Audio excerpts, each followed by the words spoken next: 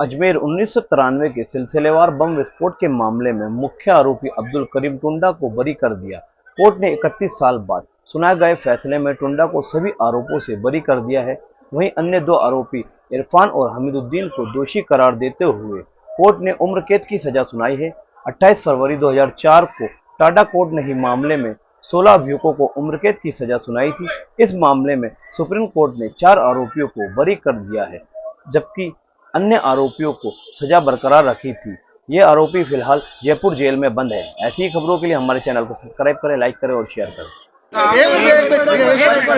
मेरे मुवक्किल अब्दुल करीम टुंडा पूर्णतः निर्दोष है। माननीय न्यायालय के ने आज ये फैसला दिया है। अब्दुल करीम टुंडा को ऑनरेबल कोर्ट ने हर धारा, हर सेक्शन, हर एक्ट से बरी किया है। सीबीआई प्रोसिक्यूशन अदालत ने अब्दुल करीम टुंडा के खिलाफ Tada act, IPC, railway act, arms act, विस्फोटक अधिनियम किसी मामले में कोई ठोस सबूत पेश नहीं कर सकी।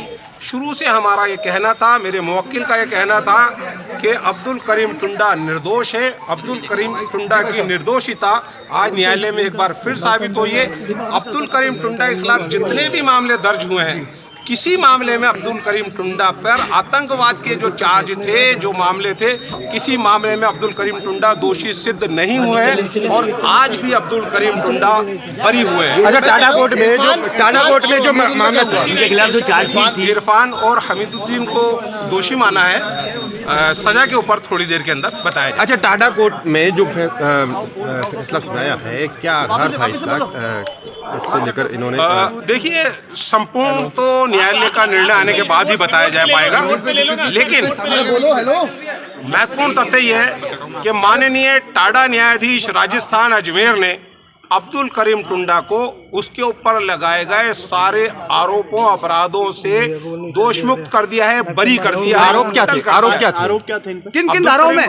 आईपीसी की धारा 302 थी, टाडा एक्ट की धाराएं थी, रेलवे एक्ट की धाराएं थी, पब्लिक प्रॉपर्टी डैमेज एक्ट की धाराएं थी, सार्वजनिक संपत्ति को नुकसान पहुंचाने का था, अवैध हथियारों का, विस्फोटों का और उनका सारे।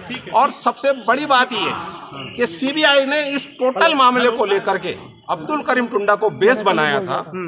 और बेस ये बनाया था कि साहब अब्दुल करीम टुंडा ने सभी मुल्जिमान को बम बनाना सिखाया और अब्दुल करीम टुंडा के से प्रेरित होकर के इन लोगों ने विभिन्न ट्रेनों में बम रखे।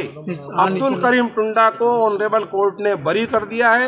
दौरान आर्गुमेंट सीबीआई के वकील साहब कई बार ये कहते थे, इस पूरे मामले में अब्दुल करीम टुंडा मास्टरमाइंड और हीरो है। अच्छा, इन पर मास्टरमाइंड और हीरो बताते थे।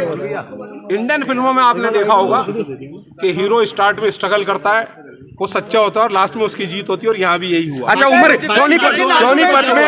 सोनीपत में उम्र कैद की सजा है इनको। वो आईपीसी में है। आतंकवाद से संबंधित मामले में अब्दुल करीम टुंडा को आज तक कोई सजा नहीं हुई है। क्या आर्गुमेंट ज्यादा प्रभावशाली साबित हुए डाइस पर? वो निर्णय आने के बाद मैं आपको संपूर्ण बता पाऊंगा, लेकिन हमने माननीय न्यायालय के समक्ष ये अपनी बात पूरी तरीके से रखी थी कि अब्दुल करीम टुंडा के विरुद्ध कोई भी डायरेक्ट एविडेंस नहीं है, कोई इन्वेस्टिगेशन नोट ऑनरेबल कोर्ट में नहीं आया, कोई कन्फेक्शनल स्टेटमेंट नहीं आया, कोई सप्लीमेंट्री चार्जशीट नहीं आई, किसी गवाह ने ये नहीं कहा। सीबीआई के कुछ गवाहों ने तो इतना तक कहा है कि हमें इस प्रकरण में अब्दुल करीम टुंडा के लिप्त होने के लिए इसका नाम या जानकारी किसी गवाह ने नहीं दी। इसके खिलाफ उम्र कैद का कोई मामला? उम्र कैद का भी मामला था ना, टाडा एक्ट में 302 में उम्र कैद तक की सजा होती है ना। सोनीपत में सभी सब धाराओं में बरी कर दिया हत्या के आरोप से। और इरफान को आजीवन कारावास दिया गया है और टुंडा को बरी किया गया है। क्या दलीलें रही कि टुंडा को बरी कर दिया गया? क्या कारण रहा? पूरा फैसला पढ़ने के बाद बताया जाएगा। बहुत बड़ा फैसला है, तो देखा जाएगा, उसके बाद बताया जाएगा क्या है। और इन दोनों को, जो इरफान और हमीदुद्दीन, इनको दोषी करार दिया गया और टाडा एक्ट की धाराओं में 307 आईपीसी व 120B, रेलवे अधिनियम की धारा 150, 151 और लोक संपत्ति अधिनियम की धारा 4, इन सब के तहत इनको आजीवन कारावास, सबको सजा, सारी सजाएं साथ चलेगी दोनों की। ये लोग कितने साल से जेल में दोनों? ये दोनों करीबन अलग अलग है, 2010 और 2015 से। बाकी साहब क्या कारण रहा कि दोनों को सजा हुई है और करीम को रिहा कर दिया है? वो कोर्ट एक बार निर्णय देखने के बाद पता। टोटल कितने आरोपी है पूरे मामले की अगर बात करें जब से लेकर 2004 में भी एक फैसला काफी आया? आरोपी थे, पहले 15 या 16 को सजा पहले हो चुकी है, जो मुझसे पूर्व जो थे 2004 में हुई थी ये।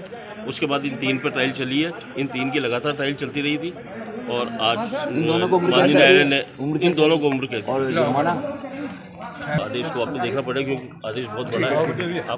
मामला 93 का 5-6 दिसंबर 93 का है, जो पर बाबरी मस्जिद की बरसी पर मुस्लिम संगठनों द्वारा पूरे भारत में जो एक्सप्रेस गाड़ियां थी उनमें विस्फोट किया गया था और उनके तहत पूर्व में कुछ मुलजिमों के खिलाफ कोर्ट द्वारा सज़ा दी गई थी। 3 मुलजिम हमीदुद्दीन, इरफान अहमद और अब्दुल करीम उर्फ टुंडा ये फरार थे। इनको बाद में सीबीआई ने गिरफ्तार किया।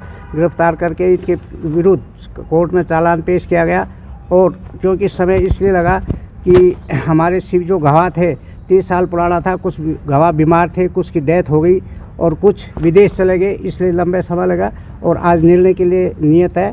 कोर्ट कोई यांत्रिक त्रुटि नहीं हुई तो आज ये फैसला सुनाने की कोशिश करेगी। इस केस में अभी भी कोई फरार है? अभी उसके बारे में पेंडिंग है, जो भी कार्रवाई है वो सीबीआई करेगी, इसीलिए ठीक सर, थैंक यू।